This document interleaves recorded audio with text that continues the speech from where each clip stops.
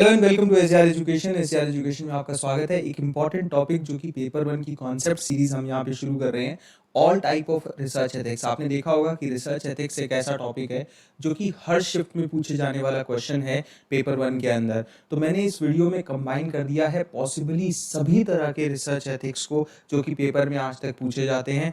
साथ ही साथ आप मुझे अनअकैडमी पे फॉलो कर सकते हैं मुझसे कॉमर्स और पेपर वन पढ़ने के लिए।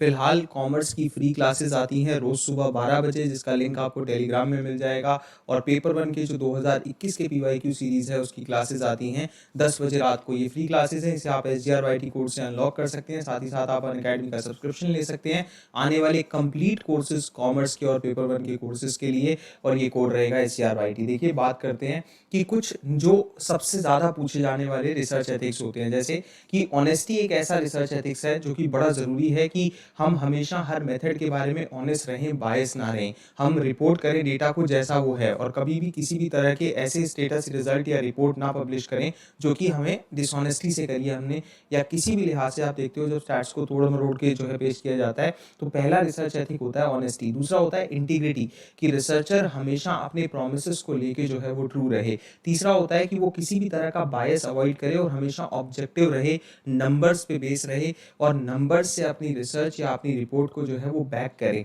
चौथा होता है कि इंटेलेक्चुअल प्रॉपर्टी का जो है वो रिस्पेक्ट करना, किसी का कॉपीराइट है उसको रिस्पेक्ट करना, किसी का पेटेंट है उसको रिस्पेक्ट करना, डुप्लीकेशन ना करना, प्लेगरिज्म ना करना। फिर होता है केयरफुलनेस, कि आप अवॉइड करें कि कोई एरर हमारी नेग्लिजेंस से ना हो जाए, हमारी अनदेखी से कोई एरर ना हो जाए। ये भी हमें हर स्टेप पे ध्यान रखना होता है रिसर्च में, जो कि एक इंपॉर्टेंट रिसर्च एथिक है। कॉन्फिडेंशियलिटी, कहीं अगर हमें ज़रूरी है कि हमने कोई डेटा ऐसा पिक किया है जो कि वनरेबल सेक्शन से हमने पिक किया है, कोई ऐसे इंसान से जिसे कोई पर्टिकुलर डिजीज हो, या कोई ऐसा इंसान जो कि पर्टिकुलर कम्युनिटी से आता हो, तो वहाँ हम उसका नाम ना लें, उसकी कॉन्फिडेंशियलिटी को बरकरार रखें।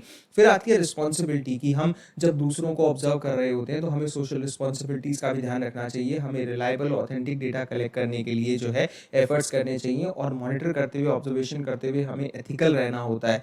प्रोटेक्शन, कि ह्यूमन सब्जेक्ट अगर कोई इन्वॉल्व है, एनिमल सब्जेक्ट अगर कोई इन्वॉल्व है आपकी रिसर्च या स्टडी के अंदर, तो उसका पूरा ध्यान रखिए कि आप वहाँ पे प्रोटेक्ट कर रहे हैं उसे, और प्रॉपर प्रोटेक्शन के मेजर्स लिए जा रहे हैं। अदरवाइज आपकी रिसर्च इलीगल भी हो जाएगी, अनएथिकल तो होगी ही होगी।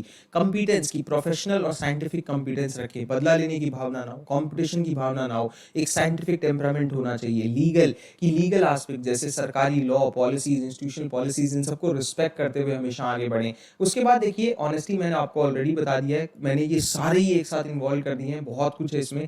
ऑब्जेक्टिविटी हमेशा रखनी चाहिए ताकि बायस ना हो एक्सपेरिमेंटल डिजाइन में, डेटा एनालिसिस में, डेटा इंटरप्रिटेशन में।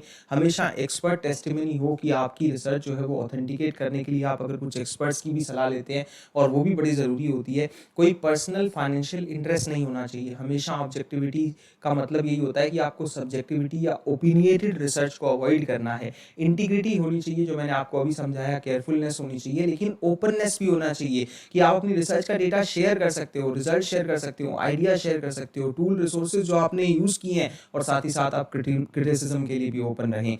फिर उसके बाद इंटेलेक्चुअल प्रॉपर्टी, जैसे मैंने आपको अभी पॉइंट समझा दिया, कॉन्फिडेंशियली समझा दिया। रिस्पॉन्सिबल पब्लिकेशन, की पब्लिश करिए in order to advance research, किसी को सिर्फ गिराने के लिए या किसी भी चीज़ को डुप्लीकेट कर देने के लिए रिसर्च नहीं करनी है। कोशिश करनी है कि कुछ एडवांस किया जाए नॉलेज में, कुछ ऐड किया जाए आपकी तरफ से, ना कि सिर्फ किसी को जो है आप नीचा दिखाने के लिए, या किसी को रिजेक्ट करने के लिए, किसी को कैंसिल करने के लिए कोई वेस्टफुल या कुछ डुप्लीकेशन ऑफ रिसर्च ले आए, वो चीज़ गलत है। कुलीग्स की हमेशा रिस्पेक्ट करें, उन्हें फेयरली ट्रीट करें। सोशल रिस्पॉन्सिबिलिटी जो आपकी है, कि भाई सोशल हार्म ना हो आपकी रिसर्च से, डिस्क्रिमिनेशन ना हो, ना ही सेक्स मतलब कि जेंडर के लिहाज से, ना रेस की, जो किसी भी इंसान की जाति या किसी भी इंसान की जो एथनिसिटी, रंग भेद, ये सब चीज़ों को अवॉइड करना है। आपकी रिसर्च नॉन डिस्क्रिमिनेटरी होनी चाहिए। कंपिटेंस मैंने आपको समझाया कि प्रोफेशनल कंपिटेंस होना चाहिए, एक्सपर्टीज होना चाहिए। लीगैलिटी, हमेशा लीगल मायनों को। एनिमल केयर, हमेशा ध्यान रखिए कि आप प्रॉपर रिस्पेक्ट और केयर करें अगर आप इन्वॉल्व करते हैं, लेकिन कोई भी अननेसेसरी और पुअरली डिजाइंड, जो एक वो यूट्यूबर है उसने कर दिया था, गौरव ने, जब उसके ऊपर कंप्लेन हुई थी कि उसने बैलून से अपने जो है कुत्ते को उड़ा दिया था, तो ये चीज़ गलत है, क्योंकि ये चीज़ जो है वो एनिमल के उसमें नहीं आती है, एथिकल में नहीं आती है। ह्यूमन सब्जेक्ट प्रोटेक्शन, देखिए यहाँ पे जब हम कंडक्ट करते हैं research on human subject, minimise करिए हार्म और रिस्क को, मैक्सिमाइज करिए बेनिफिट्स को। तो ह्यूमन सब्जेक्ट को भी इसी तरीके से लेना चाहिए, जहाँ पे आप किसी भी तरीके से कोई नुकसान ना पहुँचा रहे हो। जापान बहुत फेमस है अपने जो है ऐसे जो क्रूअल एक्सपेरिमेंट्स के लिए जो है second world war, first world war के ज़माने में जब वो केमिकल्स टेस्ट करते थे अपने जो वॉर प्रिजन वाले बंदे होते थे, जो प्रिजनर्स होते थे वॉर प्रिजनर्स के ऊपर। इसी के साथ एक इंपॉर्टेंट एलिमेंट यहाँ आता है कि कई और ऐसी एक्टिविटीज़ है जिन्हें मिसकंडक्ट या डिविएशंस कहा जाता है, जो एक्सेप्टेबल रिसर्च प्रैक्टिसेस में नहीं आती है। जैसे कि दो डिफरेंट जर्नल्स के अंदर एक ही बिना एडिटर को बताए पब्लिश कर देना सेम पेपर, या सेम पेपर को डिफरेंट जर्नल्स में पब्लिश कर देना बिना एडिटर को बताए।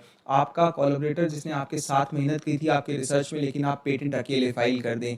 आप कोई कुलीग को इंक्लूड कर रहे हैं ऑथर के तौर पे on a paper, in return for favour आप उस कुलीग से जो है वो कोई चीज़ डिस्कस कर रहे हैं जो कि serious contribution to the paper जो है वो नहीं थी। तो यहाँ पे क्या होता है कि कुलीग को जब आप एक जो है इंट्रोड्यूस करते हैं कुलीग को as an auditor of an paper in return for a favour, कि भाई आप जो है ये in return for a favour कि आप कोई एहसान कर रहे हैं उसके लिए, और even though the colleague did not make a serious contribution, लेकिन आप एक फेवर का रिटर्न कर रहे हैं, ये चीज़ गलत है। आप ऐसा नहीं कर सकते कि भाई आपने किसी को क्रेडिट दे दिया साथ में ले लिया जस्ट बिकॉज कि आपको एक फेवर रिटर्न करना था, जस्ट बिकॉज कि आपको एक एहसान उतारना था। डिस्कस करना with your colleague confidential data किसी पेपर का जब आप रिव्यू कर रहे हैं किसी जर्नल को जो थर्ड पार्टी का हो, ठीक है। ट्रिम करना आउटलायर्स को। आउटलायर्स क्या होते हैं? जो मीन को इफेक्ट करते हैं, जो एवरेज को इफेक्ट करते हैं, और फिर आप आउटलायर्स का ध्यान नहीं देते। जैसे मान लीजिए मैंने 4 लोगों के सैंपल लिया वजन का और मेरा मीन आ गया 60, लेकिन उसमें 2 आउटलायर्स भी थे, एक 100 केजी का बंदा था और एक 40 केजी का बंदा था, तो ये आउटलायर्स हो जाते हैं जो कि फिगर्स दूर वाली होती हैं। तो इनको आप क्या करते हैं, कभी कभी अवॉइड कर देते हैं ताकि मीन इफेक्ट ना हो, एवरेज इफेक्ट ना हो, तो ये भी नहीं करना है। बाईपास कर देना एक पीयर रिव्यू प्रोसेस को और अनाउंस कर देना your results through a press conference without giving की पीयर्स को आपने जो है उनके काम का क्रेडिट ही नहीं दिया। कंडक्ट करना एक रिव्यू लिटरेचर का जो एक्नॉलेज ही ना कर सके कंट्रीब्यूशन दूसरे लोगों का जो उस रेलिवेंट फील्ड में आपके रिव्यू लिटरेचर में काम आए थे। स्ट्रेच करना ट्रूथ को on grant application in order to conceive reviewers that your project will make a significant contribution. तो देखिए स्ट्रेच कर देना ट्रूथ को इस वजह से सिर्फ कि आपके प्रोजेक्ट की जो छवि है वो बहुत उभर के आए, ये चीज़ गलत है। साथ ही साथ giving the same research project to 2 graduate students in order to see who can do it the fastest. तो कभी कभी कंपटीशन जगाना इस तरीके से भी गलत होता है कि एक रिसर्च प्रोजेक्ट दे रहे हो 2 लोगों को सेम और देख रहे हो कौन जल्दी कर देगा मैं उसका यूज़ कर लूँगा, ये चीज़ गलत है।